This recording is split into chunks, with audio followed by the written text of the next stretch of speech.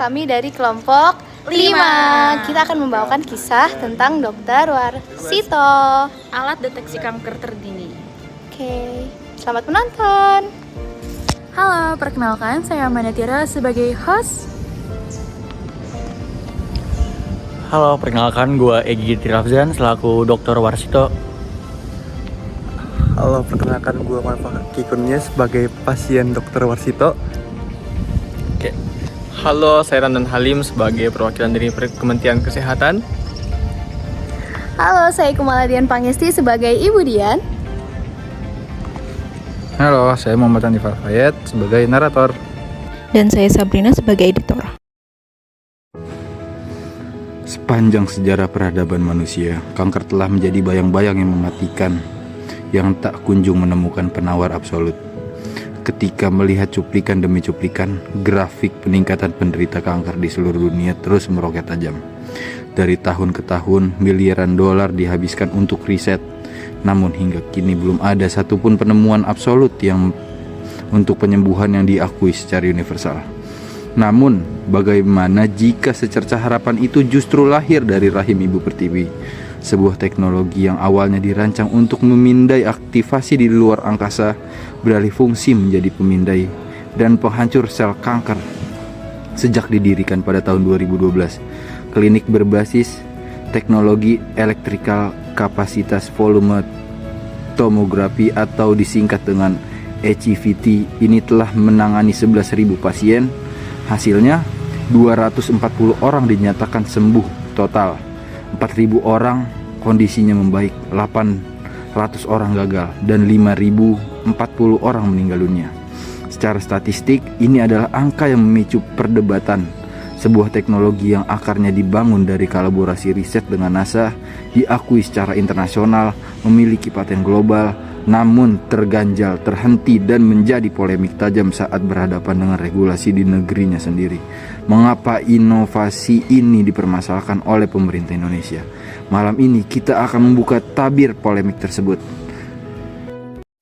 Selamat malam dan selamat datang di Indonesia Leaders Club episode kelima dengan saya Amanda Tira sebagai host yang akan memandu jalannya FGD ataupun wawancara pada kali ini, di mana saya juga tidak sendiri. Saya akan mengundang dan juga menghadirkan tokoh penemu alat deteksi kanker ini, yang mana hal ini juga bernama Dr. Warsito Purwotaruno. Beliau juga lahir di Surakarta tanggal 15 Mei 1967. Beliau sebenarnya adalah anak keenam dari 8 bersaudara. Nah, selanjutnya dari sini kita akan berbincang-bincang lebih banyak lagi dengan Dr. Purwotaruno. Namun di sini juga tidak akan hadir sendiri. Tentu dokter ini akan ditemani oleh seorang pasiennya. Di forum ini yang akan selalu mencari kejujuran di balik setiap regulasi dan kebenaran di balik setiap klaim-klaim yang hadir di ruang publik. Di mana pengembangan alat deteksi kanker oleh Dr. Warsito berawal dari minat dan riset panjang di bidang tomografi. Awal ketertarikannya yaitu pada tahun 1991 saat mengerjakan tugas akhir sarjana 1 di Jepang. Dr. Warsito ini mulai tertarik pada riset untuk menembus pandang sebuah objek atau disebut tomografi, khususnya untuk melihat bagian dalam dinding reaktor baja yang tidak tembus cahaya. Selanjutnya, Dr. Warsito tidak hanya berdiam diri, beliau melanjutkan riset di Amerika Serikat dengan Profesor Liang Shifan, di mana beliau mengembangkan teknologi yang kemudian dipatenkan secara internasional. Penemuan teknologi bernama Electrical Capacitance Volume Tomography, sistem tomografi 4D pertama di dunia. Teknologi ini bahkan lebih canggih dari CT scan atau MRI karena dapat memindai objek secara 3 dimensi dari luar tanpa menyebut objek tersebut. Sekarang marilah kita undang tamu spesial yang utama, yaitu Dr. Warsito. Apa kabar, Dok? Baik. Silakan duduk. Gimana nih, Dokter? Selama kurang lebih sudah 15 tahun sejak penemuan alat teknologi kanker itu, gimana nih pandangan dokter terhadap alat tersebut sebenarnya? Baik, terima kasih atas pertanyaannya. Pertama-tama perlu digarisbawahi terlebih dahulu bahwa saya itu basicnya ada pada sains, bukan dari medis. Jadi awalnya itu saya meneliti bagaimana sih elektromagnetik itu bisa mengenali perubahan karakteristik di dalam tubuh manusia. Sehingga dari situ saya menemukan bahwa sel kanker itu memiliki perilaku listrik yang berbeda dibanding sel-sel normal lainnya. Nah, berdasarkan penelitian tersebutlah saya mencoba mengembangkan metode terapi yang menargetkan pertumbuhan sel kanker menggunakan pola medan listrik dengan berintensitas tertentu. Nah, dari perkembangan tersebut terciptalah yang namanya SCVT dan juga ACCT. SCVT itu merupakan singkatan dari Electrical Capacitance Volume Tomography, yang dimana ini adalah pengembangan terapinya. Jadi teknologi ini tuh awalnya dikembangkan untuk melihat struktur pada suatu teknologi atau suatu objek menggunakan sensor medan listrik tanpa harus dibongkar. Oleh sebab itu dari teknologi inilah kemudian berkembang menjadi penelitian saya di bidang medis. Nah, tadi kan SCVT, sekarang SCCT. SCCT merupakan perkembangan lagi dari SCVT. SCCT ini merupakan singkatan dari Electrocapacitive Cancer Therapy, yang dimana ini pengembangan terapinya. Jadi kalau misalkan dianalogikan, SCVT itu sebagai mata, yang dimana untuk melihat ataupun menjadi sistem pembacanya untuk mendiagnosis sel kanker tersebut. Nah, kalau misalkan SCCT itu adalah penerapan terapinya. Untuk apa? Untuk penanganan kanker menggunakan medan listrik dan elektromagnetik dengan berintensitas rendah. Oke, baik, terima kasih atas jawabannya Dr. Warsito. Berarti saya perlu make sure kembali nih, alat daripada ICCT dan juga ICP itu berarti punya ketersinambungan satu sama lain gitu ya, saling melengkapi. Betul. Nah, karena tadi saya juga udah sempat riset-riset tentang alatnya tuh kayak gimana sih, ternyata alatnya bentuknya tuh helm dan juga rompi ya. Kira-kira ada nggak sih latar belakang kenapa dibentuk harus banget nih alatnya bentuknya kayak gitu? Kenapa bentuk daripada alatnya itu berbentuk helm dan juga rompi? Sebenarnya tujuannya itu adalah agar medan elektromagnetiknya dapat difokuskan secara langsung terhadap area yang terdapat kanker tersebut. Nah, semua itu berangkat daripada pendekatan fisika, biologi, dan juga rekayasa teknologi. Yang dimana kami mencoba untuk menghadirkan terapi yang memang meminimalisirkan invasif. Yang dimana harapannya itu agar pasien-pasien yang memang terkena kanker itu dapat diberikan terapi dengan efek samping yang memang cukup rendah. Gitu, Mbak.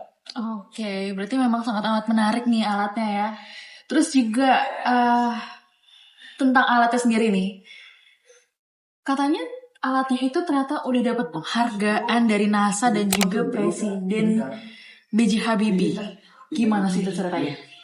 Oke, terima kasih. Mungkin di sini saya perlu menjelaskan secara hati-hati karena takut mengirim opini yang tidak. Pertama, terkait NASA, banyak orang kemudian menyimpulkan seolah-olah memang NASA itu memberikan pernyataan bahwa alat ini dapat menyembuhkan kanker atau menjadi proyek NASA. Perlu tekankan bahwa itu sama sekali tidak benar ataupun keliru. Karena kan yang benar itu adalah teknologi dasar yang saya kembangkan itu, yaitu ACVT, itu memang pernah mendapat perhatian dan apresiasi atau pengakuan, bukan penghargaan. Yang dimana pengakuan tersebut itu didapatkan melalui forum ilmiah ataupun lingkungan riset yang juga digunakan dalam pengembangan teknologi neuronetika yang memang digunakan pada industri-industri maju. Nah, jadi yang mendapat pengakuan itu bukan karena secara medisnya, tapi yang mendapat pengakuan itu adalah karena pendekatan teknologinya sebagai inovasi di bidang fisika dan engineering. So, bukan berarti NASA mengeluarkan sertifikat terkait terapi kanker tersebut, melainkan dikarenakan teknologi tersebut, gitu. Kemudian terkait pengakuan daripada presiden kita, yaitu almarhum B.J. Habibie, beliau adalah sosok yang memang sangat terbuka terkait inovasi anak bangsa. Yang dimana ketika beliau melihat penelitian saya, beliau memberikan apresiasi yang memang sangat tinggi. Yang artinya menurut beliau anak Indonesia itu memang harus berani. Kita tidak bisa memang mengandalkan alat-alat yang berada pada di luar negeri. Kita harus berani untuk membuat inovasi-inovasi dari dalam negeri juga. Oleh karena itu, karena Pak Habibie melihat potensi saya, beliau mendukung penuh semangat riset dan juga keberanian untuk menyampaikan inovasi-inovasi yang memang harus diuji dan juga dikembangkan dan harus didukung juga oleh negara. Betul. Oke, baik. Jadi pada dasarnya alat ini tuh setelah mendapatkan pengakuan dari NASA, tapi bukan mengenai terapi kankernya, tapi karena isi-isi daripada alatnya itu loh yang berhubungan ataupun sama dengan teknologi yang digunakan oleh NASA. Dan juga sangat luar biasa karena telah mendapat penghargaan dari Presiden kita, B.J. Habibie. Namun mungkin kita akan beralih ke topik selanjutnya nih. Dari roket NASA turun ke sel kanker. Nah, dari data yang udah didapat dan juga dari publikasi tahun 2012, ada data nyebut bahwasannya 11.000 pasien yang udah ditangani, 240-nya sembuh, total 4.000-nya membaik, tapi 800-nya gagal dan justru 5.040-nya meninggal. Kira-kira dari Dr. Wirsato ini gimana sih cara mempertanggungjawabkan ini? Hal tersebut memang sudah menjadi realitas pahit bagi pasien-pasien memang sudah stadium akhir. Nah, tapi kita juga harus melihat juga dari perspektif lain, yaitu dari 240 pasien yang memang notabene itu sembuh total dan juga 4.000 pasien yang sembuh secara signifikan. Di dunia medis untuk kasus kanker yang memang sudah stadium akhir, angka harapan hidupnya itu memang sudah secara statistik sangat rendah. Oleh karena itu, dapat dilihat bahwasannya ini adalah bukti bahwa alat yang memang saya kembangkan tersebut itu sudah bekerja secara luar biasa. Oke, baik, saya juga mulai paham atas penjelasan dari Dr. Warsito bahwasannya memang ada kalanya memang pasien-pasien yang datang ke Dr. Warsito ini adalah pasien yang stadium akhir bahkan yang sudah dikatakan hopeless oleh rumah sakit ataupun pihak-pihak medis yang lainnya, tapi justru malah datang dengan iming-iming berusaha untuk memberikan harapan ataupun mendapatkan harapan dari Dr. Warsito atas alat tersebut. Berarti memang padahal alat itu secara preventif ya dokter. Baik, saya juga sudah paham atas penjelasan dari Dr. Warsito sendiri bahwasannya memang pengujian daripada alat-alat seperti yang diciptakan oleh Dr. Warsito ini tidak bisa disamakan dengan alat kimiawi ataupun hal-hal medis lainnya. Oke, mungkin kita sudah beranjak ke tataran daripada alat, penciptaan alat dan juga regulasi sedikit ini daripada tanggung jawab. Mungkin kita sekarang perlu mengundang nih, ada satu tamu undangan spesial lainnya yang juga diundang oleh Dr. Warsito. Kita undang Bapak Kurnia. Selamat datang Bapak Kurnia. Selamat siang Ibu Amanda, selamat siang Pak Warsito. Terima kasih atas undangannya. Oke, baik, mungkin kita langsung saja berwawancara bersama Bapak Kurnia karena sesi wawancara dengan Bapak Warsito telah selesai. Nah, dari banyaknya publik yang sebenarnya ingin mencoba nih alat kanker baru ini sebenarnya. Nah, dari kira-kira 240 ataupun 4.000 pasien yang sudah mencoba dari alat Bapak Warsito, kira-kira Bapak Kurnia ini masuk ke golongan yang sembuh total, membaik atau bagaimana Pak? Silakan. Terima kasih sebelumnya pada Ibu Amanda yang telah mengundang saya pada hari ini. Cuma sebelum saya ingin berbicara tentang apa yang saya alami, saya ingin mengklarifikasi bahwasannya yang terkena kanker itu bukan saya, tetapi istri saya bernama Marsina Fitriani. Beliau divonis kanker payudara stadium 4. Sebelumnya itu, kami sudah melakukan ikhtiar atau kunjungan pengobatan ke rumah sakit terbesar dan ternama di Jakarta. Namun, dari apa yang mereka sampaikan kepada istri saya dan juga saya pada saat itu, kepada pas saya pengunjungan pengobatan ke rumah sakit tersebut, mereka menyampaikan bahwasanya pengobatan kanker atau kemoterapi itu hanya untuk memperpanjang umur istri saya, yang mana mereka menyampaikan ada yang bilang 1-2 bulan, 2-3 bulan. Daripada itu saya sempat kepikiran, sempat stres. Akhirnya saya melakukan pencarian di Google bagaimana cara penyembuhan terhadap penyakit istri saya tersebut gitu.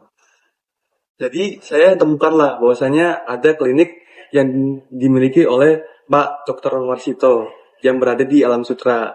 Akhirnya saya serta istri saya yang hari ini mohon maaf berhalangan hadir karena ada acara, kami berkunjung kepada Bapak Warsito dan kami konsultasi bagaimana tentang penyakit daripada istri saya ini yang terkena kanker payudara stadium 4. Akhirnya karena saya ingin melakukan ikhtiar, saya berkonsultasi pada Bapak Warsito. Beliau mengatakan bahwasanya penyakit ini tidak dijamin 100% sembuh. Dengan beliau yang sampaikan bahwasanya tidak menjamin 100%, ya kami mencoba ikhtiar. Dan setelah beberapa bulan, kami mencoba pengobatan dan juga mencoba alat yang dibuat oleh Bapak Warsito. Alhamdulillah kami istri saya, maksudnya tepatnya, termasuk bagian dari 240 yang total tersebut. Begitu Ibu Amanda. Berarti dari penjelasan Bapak Kurnia sendiri, bahwasannya ikhtiar itu perlu dilakukan. Nah, tadi saya sempat mention sedikit soal Bapak Kurnia ini searching-searching di Google dan menemukan adanya klinik Bapak Warsito sendiri. Nah, kira-kira ketika pertama kali nemu nih klinik Bapak Warsito, Pak Kurnia ini sebenarnya percaya atau enggak sih? Kalau untuk percaya atau tidaknya itu ya pada saat itu sih 50-50. Cuma karena kita melakukan mencoba ikhtiar, ya apa salahnya kita untuk mencoba. Akhirnya kita berkunjung dan kita bertemu berkonsultasi dengan Bapak Warsito. Itu Anda. Nah, saya juga tertarik nih dengan cara penggunaannya itu seperti apa sih? Apakah memang harus dipakai setiap hari atau ada petunjuk-petunjuk teknis penggunaannya? Ya, pada saat kami melakukan konsultasi pada Pak Warsito di klinik yang di Alam Sutra, kami dianjurkan atau disarankan alat tersebut dipakai setiap hari. Pokoknya setiap hari, dan setelah pemakaian 3 bulan, sel kanker yang terdapat di tubuh istri saya akhirnya meninggal. Dan pada saat ini dan tahun ini, alhamdulillah istri saya telah sembuh dari kanker dan termasuk daripada bagian 240 tersebut total tersebut. Alhamdulillah sekali Bapak Kurnia, akhirnya istrinya yang tadinya mengidap kanker akhirnya bisa sehat kembali dan juga berkumpul kepada Bapak Kurnia secara sehat walafiat. Di sini juga sangat amat inspiratif Bapak Warsito atas alat yang sangat amat keren. Tentunya mungkin ada kata-kata yang mungkin bisa disampaikan oleh Bapak Kurnia. Dari saya sendiri sangat terima kasih kepada Bapak Warsito karena telah membuat atau menciptakan inovasi alat kanker yang akhirnya istri saya alhamdulillah sembuh total. Terima kasih Bapak Warsito, dan juga terima kasih kepada Ibu Amanda yang telah mengundang untuk sesi kali. Oke pemirsa, begitulah sesi topik kali ini. Saya juga mengucapkan terima kasih banyak atas kehadiran Bapak Kurnia dan juga Bapak Warsito yang sangat amat menginspirasi dari penonton kita saat ini. Terima kasih, semoga lain kali kita bisa berkumpul kembali. Terima kasih Ibu Amanda. Terima kasih Pak. Oke pemirsa, kita balik lagi ke segmen kedua. Di segmen kali ini kita akan mengundang dari tokoh pemerintah dan juga seorang tamu undangan yang spesial tentunya yang berhubungan dengan topik sebelumnya. Dan kali ini kita undang dari Kementerian Kesehatan. Ya, selamat siang. Silakan duduk. Di sini kita sudah kehadiran dari Kementerian Kesehatan secara langsung dari bagian dari pemerintahnya. Mungkin kita bisa berbahasa-basi terlebih dahulu nih. Apa kabar Bapak? Alhamdulillah sehat. Oke, saya bisa manggil Bapak siapa nih sapaannya? Bisa dipanggil Ramdan saja. Oke, Bapak Ramdan dari Kementerian Kesehatan. Mungkin setelah kita berbahasa-basi kita nggak lama-lama juga ya, karena kita sudah masuk ke segmen selanjutnya dan saya juga akan mencari topik nih tentang alat kanker yang sudah saat ini viral sebenarnya.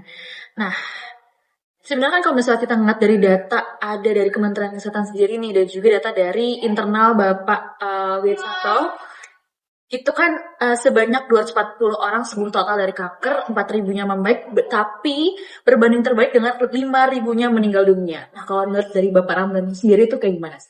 Oke, begini Bu.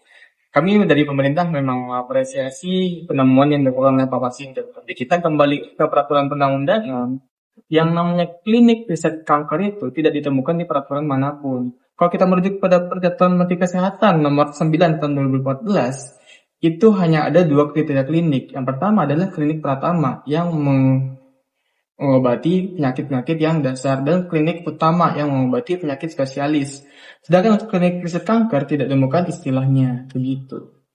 Oke, baik. Jadi pemerintah sendiri mengambil tindakan untuk mengeluarkan surat dan juga menutup operasional klinik karena memang berdasar pada undang-undang ataupun dasar hukum sendiri, seperti itu ya. Baik, mungkin selanjutnya kita juga perlu tahu nih bahwasannya alat yang memang diciptakan oleh Bapak Warsito adalah helm dan juga semacam rompi. Yang mana hal itu tidak disuntikan ke dalam tubuh, tidak ada bahan kimianya juga. Bahkan di luar tubuh sendiri, ataupun dipakaikan ke badan tubuh manusianya. Nah, untuk alat-alat seperti itu, apakah tetap butuh uji yang sama dengan obat-obat kimia seperti kemoterapi atau gimana, Pak? Oke. Kalau kita membahas tentang prinsip standar uji klinis, tentu perlu disamakan antara yang sebelumnya dengan praktik kimiawi dengan praktik yang dilakukan oleh Pak Warsito ini, tentu harus disamakan. Karena apa? Karena kita di pemerintah atau di negara itu pasti mengutamakan kepentingan pasien dengan prinsip zero risk gitu. Yang memang pada dasarnya Kementerian Kesehatan ini hanya tujuannya adalah untuk melindungi masyarakat ataupun pasien itu sendiri. Nah, tapi kalau misalnya kita mencari nih atau searching di Google ya, nah bahwasannya alat dari kanker ini memang dipatenkan itu sudah di Amerika Serikat, bukan di Indonesia sendiri. Itu menurut tanggapan dari Kementerian Kesehatan sendiri gimana? Ya.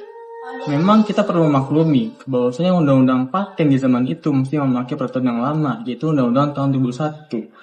Yang mana kita juga perlu menghargailah inisiatif dari Pak Warsito sendiri untuk mendaftarkan ke Amerika untuk mendapatkan rekognisi internasional. Dan syukur alhamdulillah peraturan sekarang di tahun 2016 sudah menerapkan apa yang ditemukan oleh Pak Warsito. Untuk mengapresiasi kinerja beliau setelah tahun 2016 Undang-Undang Haki berubah, maka kami memfasilitasi beliau untuk mendaftarkan haki beliau itu ke hak ciptanya di Indonesia. Begitu. Oke, baik. Sangat amat membuka pengetahuan baru tentunya ya. Mungkin ada sebuah pertanyaan yang menahak nih Kementerian Kesehatan, yaitu Bapak Ram. Dan ketika medis konvensional itu sudah angkat tangan, mengangkat bendera putih dan mengatakan ke pasien bahwasannya mereka ini sudah hopeless loh. Mereka sudah tidak punya umur lagi. Bahkan pada pasien yang stadiumnya akhir. Nah, saya bertanya sedikit mungkin sesuai dengan hati nurani, apakah salah memang jika mereka sebagai pasien yang sudah stadium akhir ataupun masih awal ingin mencari langkah preventif dengan menggunakan alat kesehatan, yaitu alat kanker tersebut? Bahwasanya kalau melihat harapan dari pasien itu untuk mencari kesembuhan, kami dari Kementerian Kesehatan memfasilitasi penuh penelitian dari Pak Warsito ini untuk memenuhi uji standar dari peraturan perundang-undangan, begitu. Baik, pengetahuan yang sangat amat simpel tapi bisa dipahami oleh publik. Selanjutnya, daripada segmen pertama, kita sudah mengundang tamu spesial yang diundang oleh Bapak Warsito, yaitu pasiennya yang termasuk ke dalam golongan 240 orang. Selanjutnya, kita juga akan mengundang tamu undangan spesial lainnya, yaitu Ibu Dian. Terima kasih banyak Ibu Dian sudah hadir pada acara kali ini. Mungkin kita bisa sharing-sharing bareng ya Bu tentang apa yang dialami Ibu, dan juga di sini ada Kemenkes yang bisa memberikan pendapat sedikit tentang cerita Ibu. Silakan cerita Ibu.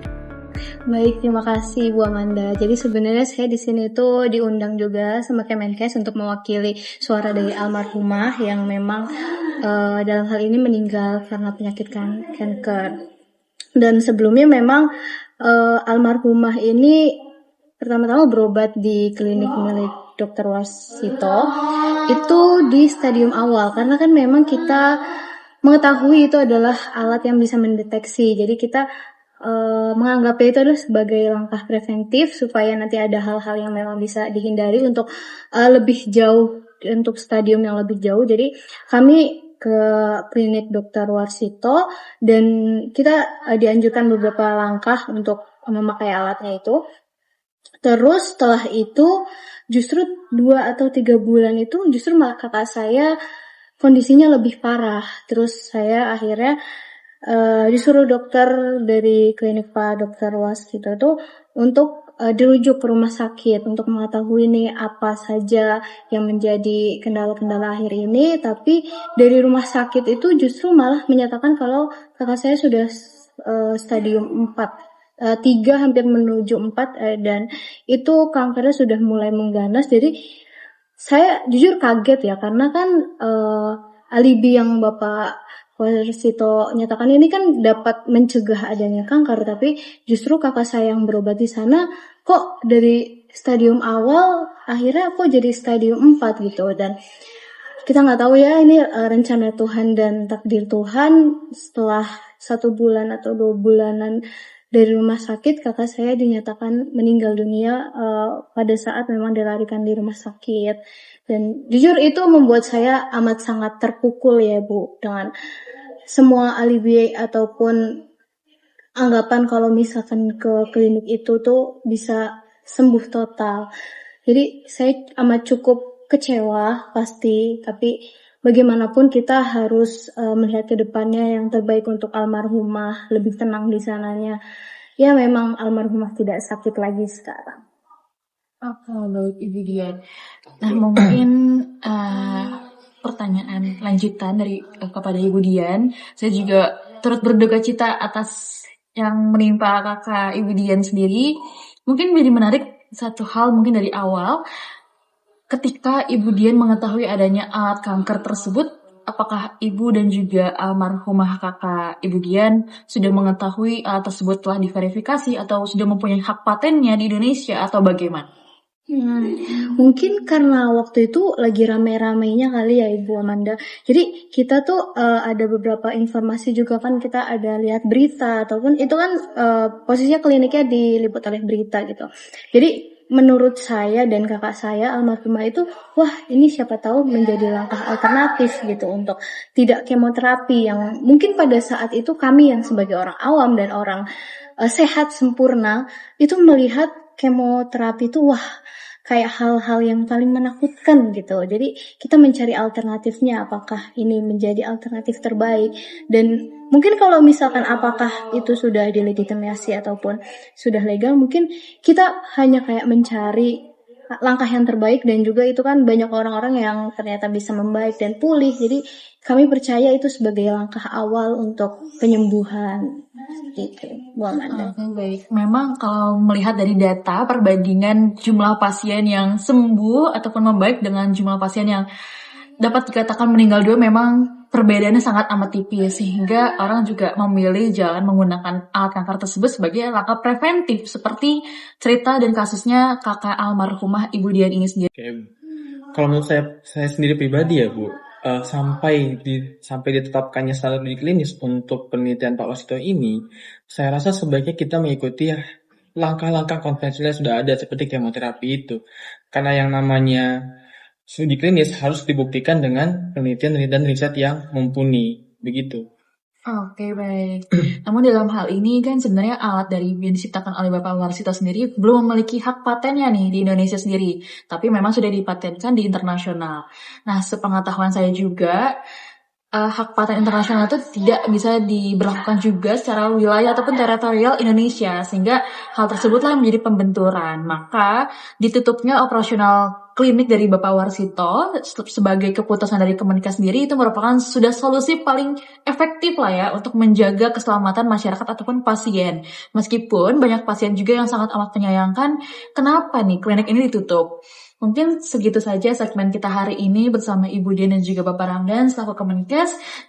Semoga kita bisa bertemu lagi di acara berikutnya. Terima kasih Bapak. Terima kasih Bu Amanda.